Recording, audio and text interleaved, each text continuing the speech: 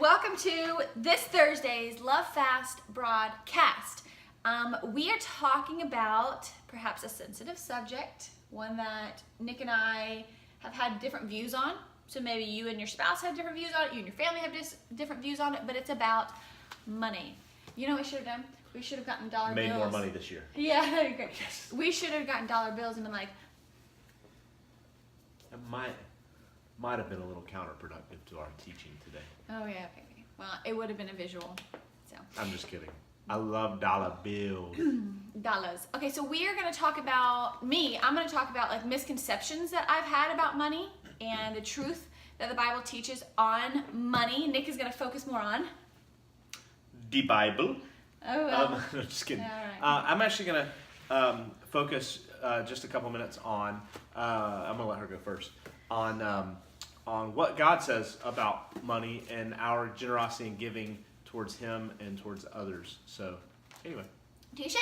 Okay, so it's funny because it's not even just the when we got married, but I think that we're all raised in a way that kind of forms our viewpoint on money. So sometimes when I say money, it might stress you out. Sometimes when I say money, you might want to hoard it. Sometimes when I talk about money or debt or giving or finances, it might make you feel a certain way. And I don't know if that's exactly healthy, because for me, personally, the way that I have thought about money or handled money in the past has been not necessarily to hoard it, but to treasure it maybe a bit too much. Would you agree? Yeah, when I hear her say money, what I hear is you're not buying a boat in the next 10 years. And I want a boat. So there's Nick's perspective. Really? Or a keyboard or a drum set or a guitar. I want you to have all of these things. I want her to let me buy these things. But she won't release our money. We have it. I know we I'm have not in it. charge of our money. I literally am just the spreadsheet girl. I know. Say, I'm kidding. "This We is don't the have facts." it. We don't have it. That was a joke. I'm just kidding. Yeah, I was like, wait a minute, it sounds like I'm a weirdo, but I am more of the budget girl in our family, and I just say, hey, Nick, babe, let's have a family meeting, and he's like, ugh. So when I talk, Gosh. Can you imagine? What do you think of when you hear the term family meeting? okay, well then I should make it sound like let's talk about budget, and then it goes in freak out mode. What if she said, hey, let's eat cookies and talk about money? That sounds better. Okay, I'll do that next time. I love cookies. So when I talk about, when I look like at our bills or at our stuff, and you do too, because you get notifications, we try to become on the same page about it, but we're going to talk today about not just budgeting, okay, not just what is wise to budget to become financially stable, because we know what it's like to have a little or nothing, and we know what it's like to have abundant over what is needed. Just like Paul talks about. Paul talks about he has learned to live on little and much. And so I think through that act of obedience, you can be wise and stewardly with your money. But 3 misconceptions. You like my very formal Pinterest mom type notes I have here? There are some misconceptions about money that we have already talked about, and I just think I want to address these verses because they have been misinterpreted by me in the past. They have been misinterpreted by blogs I've read in the past, by videos I've watched, by sermons. And not everybody, but I think it's very common if we do not prioritize what God says about money, that we would have a false view of money. First and foremost, that we would think that the love of money is evil. No, that is false. Is that true or false? Let's play true or false. No, the love of money is true that it's evil. Money is not evil. Thank you. Okay, the love. Wait, what? What'd you say? I didn't read my notes. I just winged it. But what did you say? You said the love of money is evil, and that's false. But that's actually true. The Bible does say that in The 1 love Timothy. of money. Yes, the love of money, but not The object of money is not evil in and of itself. It's neutral, actually. It's not It's just or. a material thing. Right. That's like saying the love of anything is evil. If you put anything over God, it's evil. If you put cookies over God, it's evil. If I put the cute dining room set you built in front of God, it's evil. If you put any material thing in God's place, it's evil. But in 1 Timothy 6:10, it says here, for the love of money is the root of all kinds of evil. And some people craving money have wandered from the true faith and pierced themselves with many sorrows. Yeah. It's not even the root of evil. So I guess technically that is false. It's the root of all kinds of evil. In other words, when you love money, and you have to look into the context there and what he's saying. But I mean, for all intents and purposes, it's the love of money, like Laura was saying, over the things that should be more important. I mean, we all love to have nice things, right? Like, we're all, for all practical purposes, we're all very spoiled because we live in the top 1% in the world. That's exactly. More than Yes. likely. Did you cheat? No. Look at this right here. It says the average American earned salary. I say average. It's like the top 1%. You are in the top 1% if you earn more than $34,000. How'd you know? Did you read my notes? No. Is that common knowledge? It's the glasses. He's smart today because of the glasses. So if you earn more than $34,000 annually, you are in the top 1%. So you are considered wealthy when you're thinking about the world. Now that might not provide the things that you think you need, or that might honestly not even provide your bills, but still be stewardly and understand the concept of perspective. I mean, full disclosure, we couldn't live on $34,000. No, Well, not with what we our have possessions. and the things that we have bills for. We couldn't live on that. But that by itself is within 1% of the rest of the entire world. So you start looking at it and you think, man, we're constantly pursuing more. And I'm not advocating. I mean, there's a lot of people out there that do advocate for a very minimalist lifestyle. I don't think there's anything wrong with that, but I don't think everyone has to do that either. And so, be obedient, right? Right. And God may very well call some of us to do that, may call you to do that, may call us to do that. But right now, I mean, that's not where we're at. And so, if you hoard material possessions, if you are spending unwisely, especially around this season, Thanksgiving, Christmas, holidays, bills, I mean, over anything. People can be overspending, over traveling, overeating, over sleeping. Yeah, it's perspective too. A lot of it is having a godly perspective on what we do have, which generates a level of gratitude that I think we need to strive for. Yeah, I think a great example of learning from the characters in the Bible are realizing that God has actually said several times in the Bible that both rich and poor people are godly. For example, Job, he might have been the wealthiest man on earth at that time. Yeah, and King David, King Solomon, Right. obviously both men that fell into the trap of sin at times in their life, but kings, wealthy kings. And they didn't necessarily fall into the trap of sin because of their wealth. It was just because of their human nature. No, yeah, there's no connection necessarily between their wealth and their sin. But I for think sure. the most common, the most common conversation. Tax collectors, you have centurions, Roman guards who would have been considered wealthy in their time. You have But what about the non-wealthy? Because I think that's more applicable. Because if you think like what's wealthy in this day and age is like above 6 figures, I don't really know if that's considered wealthy or not. But I think at this point that maybe that's not even considered wealthy, so to speak. I don't know. I don't know. I don't know what's considered what. I just know that humility is a big part in where we kind of land with that. Yeah, and if you, like the poor widow who showed up at the temple and she gave 2 coins and people mocked her, but God called her godly because of her attitude towards giving, and she was giving what she had. She gave all that she had. Right, and so both rich and poor are godly. Jesus said to the rich people there, he said, look, he said, I tell you, she's given more than any of you because she gave, all of you gave out of your abundance. In other words, you gave what was left from what you had. He says, you gave out of your abundance. In other words, you gave out of the extra that you had. You took care of everything else first, and then you gave to God. But she gave out of her need. She gave out of even what she didn't have, she gave. And that brings me into, I'm going to go ahead and share my verse really quick, and then we can move back into what you have. But in Malachi chapter 3, it's the last book in the Old Testament. This is God talking and answering for his people.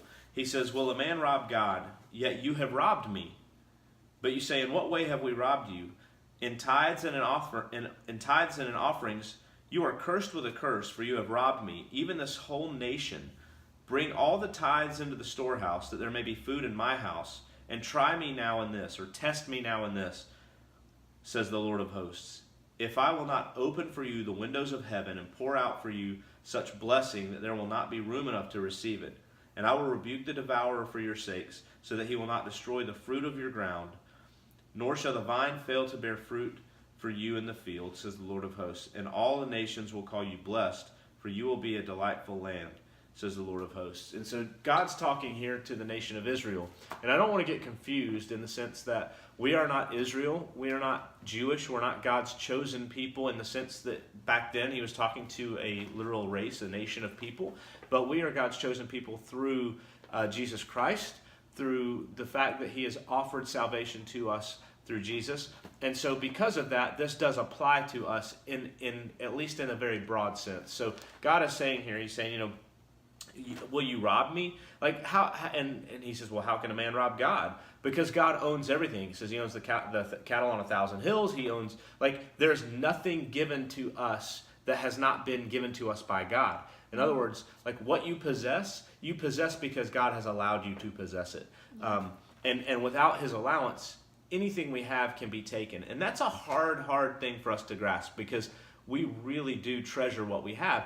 And that's not even necessarily a bad thing. It's how we treasure it and what that treasuring means for us. In other words, if I treasure my home because it's cost a certain amount or it gives me a status symbol, well, yeah, that's a bad place to be, and I should be really careful to not have that mentality. But if I treasure my home because it's a gift from God and God has allowed me to have it in order for me to open it up to people, to use it to bless other people, to use it to serve other people, well, then it's okay to treasure things in that sense. Yeah. And but he said, have you robbed me? And in what way have we robbed you? And he says, in tithes and in offerings. We think of a tithe as 10%. That's the minimum. That's the minimum we should give God is 10% of all that we have. And back then, things didn't work necessarily exactly like they work today. So it wasn't just 10% of $100 that they earned, but it was, their earnings probably came in many different forms, crops, livestock. So, he says, you've robbed me in tithes and offerings. And then he says, test me in this. Look, if you're worried that you're not going to have enough, test me in this. Give what has been required of you and watch me open up the storehouses. Watch me continue to bless. Now, what I don't want to do here is come across as a health, wealth, prosperity type teacher, because I am hard bent against that, okay? However, I do believe that God will take what we give and he will bless us in that. Does that mean if we're struggling to make our house payment and we give the church the money that we were going to use to make our house payment, that God's going to miraculously put a check in our mailbox for double the amount so that we can pay our house payment and give to our church or whatever? No, I don't believe that that's necessarily the case. Has that happened before? Yeah, I've heard crazy stories about how God has provided those things. I think that God, first and foremost, wants us to be wise with what we have. And so what that means is that some of us need to reevaluate the things that we have, the things that we spend money on, and maybe even backtrack some so that we can start on the right foot. So if we're already moving on the wrong foot, there may be some backtracking necessary in order to get to the right place. But I would encourage you not to hold on, not to wait, because God does require of us to be generous, not just towards him, but towards others. And so I think that your church is a great place to start with your tithe, but then you have offerings above and beyond your tithe, and those don't always have to go through your church. That can be how you treat a stranger on the street, what you do with, this is a time of year when giving is really a big deal. And so, what can you do maybe to help a family in need, help some kids that aren't going to have a Christmas, or help a family that's not going to have food for Christmas, or those types of things. And I know that's kind of cliche, but I mean, obviously it's in line with what we desire to do. Have we done sure. that tremendously? No. Like, I love that I can communicate our realness. Like, I'm just going to be transparent. We have had these hard discussions about money lately, specifically lately, because we're thinking, okay, do we need to refinance our house? We just bought another car. We're about to have a baby. These things, what are priorities? And just yesterday, I was like, hey, Nick, I ran some numbers, and we need to sit down, eat some cookies, and talk about money, and think about, like, what are our priority projects. There's things that we want, but there's things not necessarily that are required for us to have a good quality of life. And there's things that, to be good stewards of what we do have, we need to do around our house. Yeah. Well, I'm just going to say opposite. Like, there's things that, like projects that need to be done because we're trying to be good stewards of what we do own.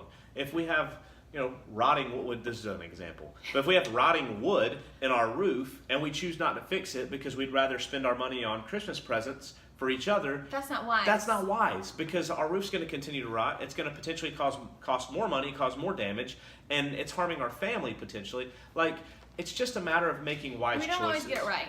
We definitely don't always get it right. Anyway, that's all I have.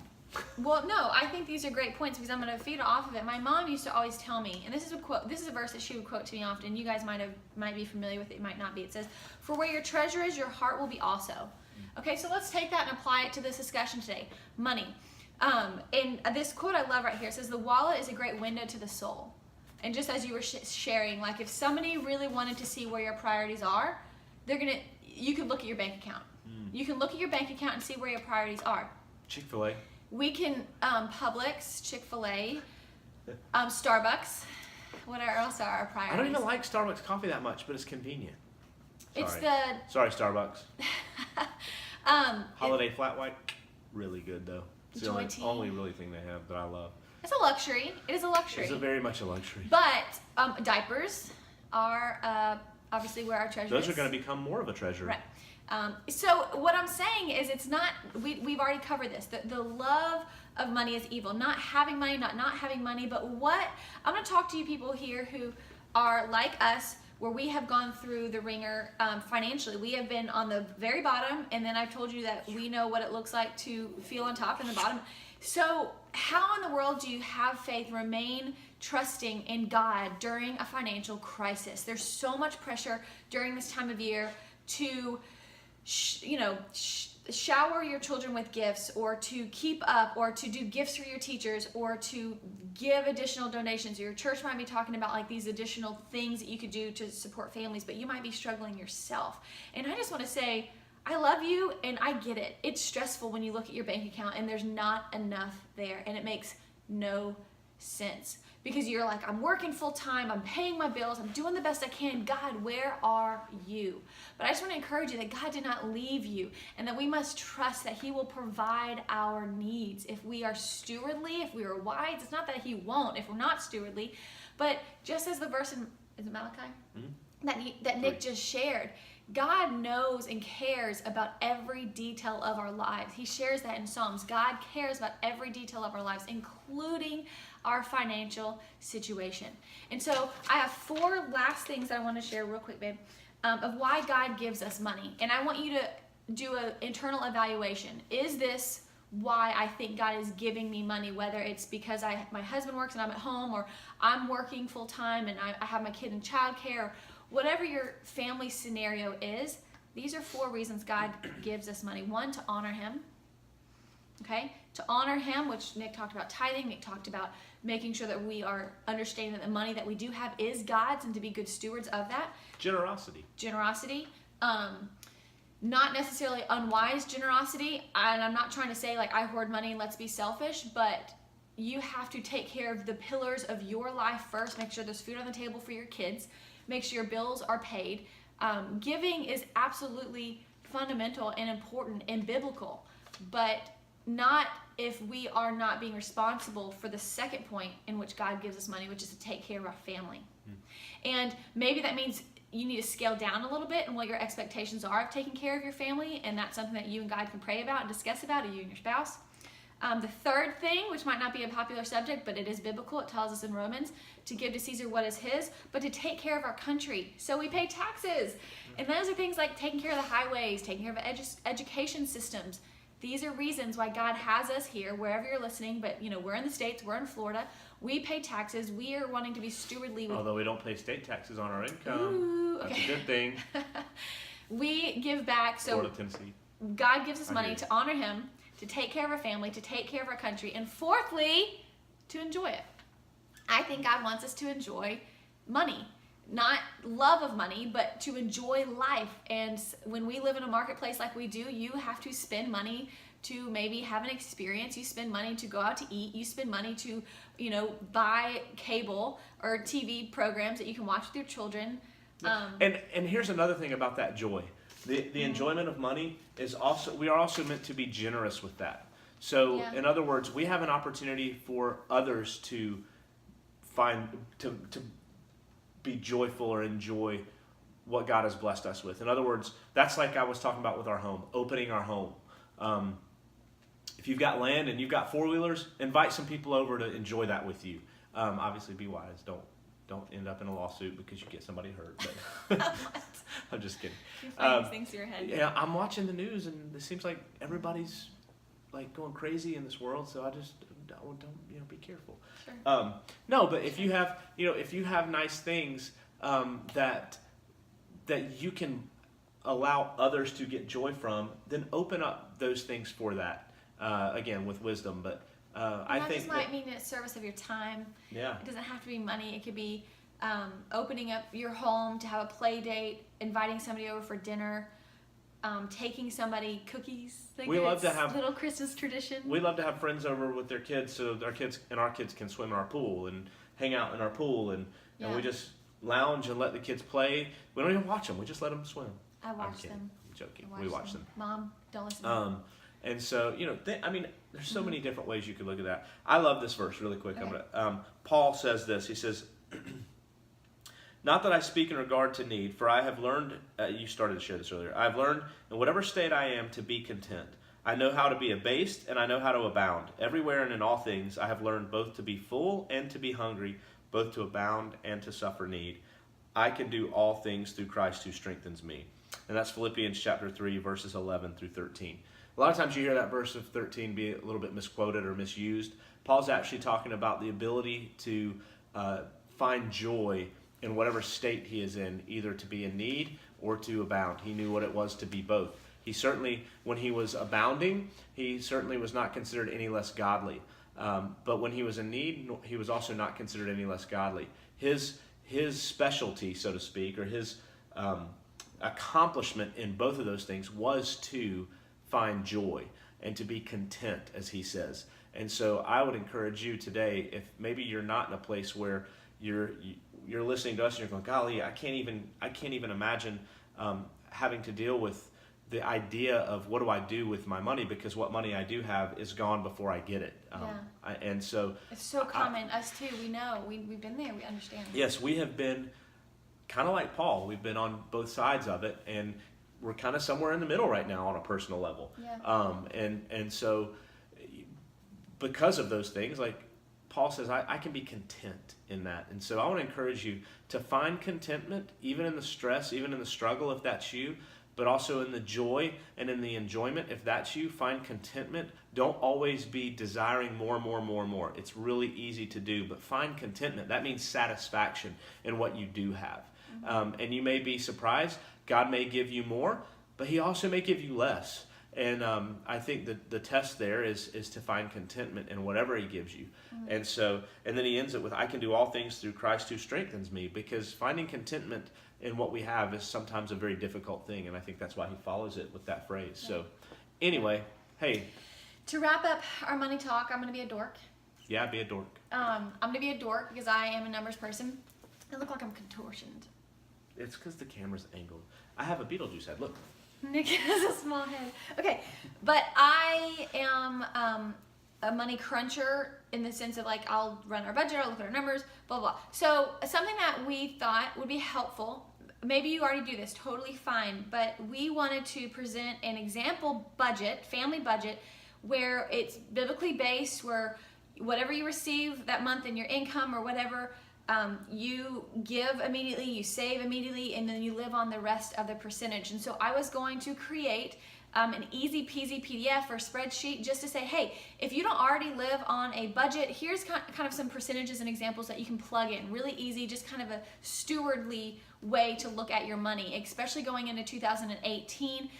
Look at kind of where you're going to be at for the rest of the year. And start 2018 on the right foot financially, because you can learn or the left foot if you're left-handed actions to be content and to understand and appreciate what God has given you, and having the right attitude about money overall. So fill out the link below. You guys see it? Boom. Become an insider for our Love Fast, Live Slow newsletter, and you will be able to get that resource for free. Thanks for tuning in. I was gonna say checking us out. Thanks for tuning in. Thanks for checking me out. Yeah, just kidding. Joking. Thanks for tuning in, and we will see you guys next week.